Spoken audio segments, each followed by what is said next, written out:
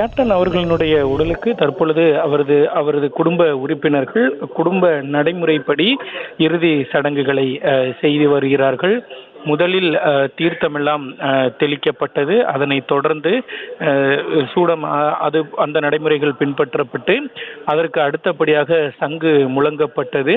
அதே போல இந்த துக்க நிகழ்வில் வாத்தியங்கள் என்னென்ன வாத்தியங்கள் முழங்கப்படுமோ அந்த வாத்தியங்கள் எல்லாம் சங்கு உள்ளிட்ட வாத்தியங்கள் முழங்கப்பட்ட நிலையில் தொடர்ச்சியாக அந்த இறுதிச் சடங்குகள் நடைபெற்று வருகின்றன.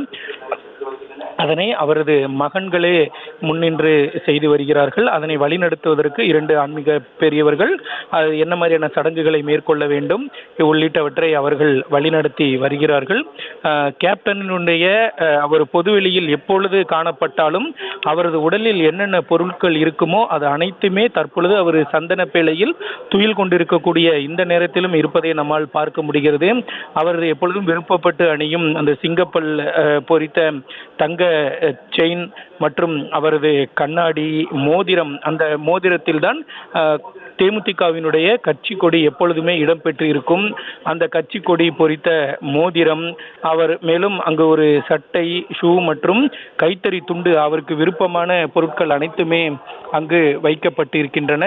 மேலும் அவரது தோளில் தேமுதிகவினுடைய அந்த துண்டு போர்த்தப்பட்டிருந்தது, அதுவும் அப்படியே வைக்கப்பட்டிருக்கிறது. அவர் உடல் மீது போர்த்தப்பட்டிருந்த அந்த தேமுதிகவினுடைய கொடியும் அங்கு அவர் உடல் மீது தொடர்ச்சியாக பொருத்தப்பட்டு இருக்கிறது.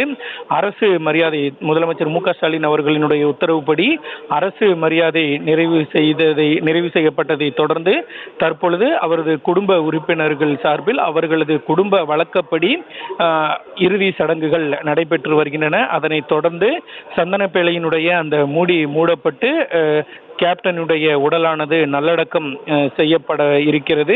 அதற்கான பணிகள் தான், இந்த இறுதி சடங்குகள் தான் தற்பொழுது நடைபெற்று வருகின்றன. முதலமைச்சர் அங்கிருந்து புறப்பட்டு விட்டாலும் கூட மற்ற அமைச்சர்கள் அங்கேயே காத்திருக்கிறார்கள். இறுதி சடங்குகள் எல்லாம் முடிவடைந்த பின்னர் அதன் பிறகே அவர்கள் அங்கிருந்து புறப்பட இருக்கிறார்கள். ஏனென்றால் இந்த கேப்டனுடைய மறைவு செய்தியிலிருந்து அவரது சடங்குகள் முடிந்து நல்லடக்கம் செய்யப்படும் வரை அனைத்து ஏற்பாடுகளையும் தமிழக அரசு மேற்கொள்ளும் என்று முதலமைச்சர் மு க ஸ்டாலின் அவர்கள் அறிவுறுத்தியிருந்தார்கள். அதன் அடிப்படையில் தான் தீவுத்திடலில் எல்லாம் சிறப்பான ஏற்பாடுகள் செய்யப்பட்டிருப்பதாக சென்னை மாநகராட்சி ஆணையர் ராதாகிருஷ்ணன் அவர்கள் தெரிவித்திருந்தார்கள்.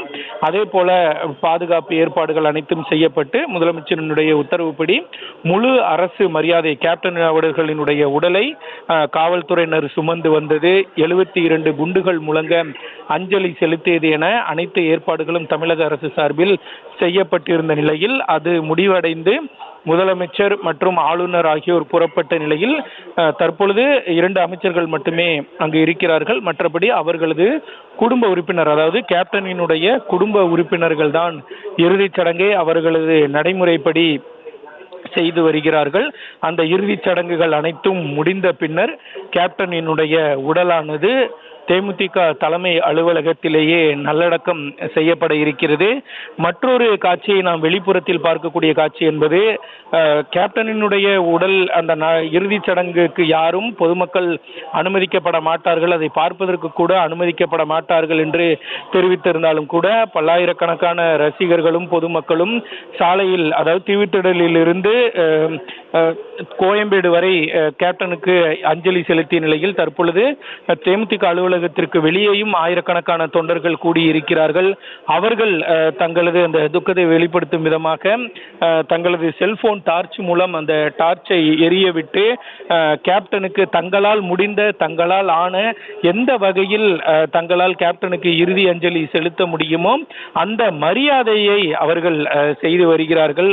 நாம் பார்த்தோம், பொதுமக்கள் இந்த இறுதிச் சடங்கை காண்பதற்காக தேமுதிக அலுவலகத்திற்கு வெளியே LED திரைகள் அமைக்கப்பட்டிருந்தன. அந்த திரைகள் வாயிலாக தான் உள்ளே என்ன நடந்தது என்பது பொதுமக்களுக்கு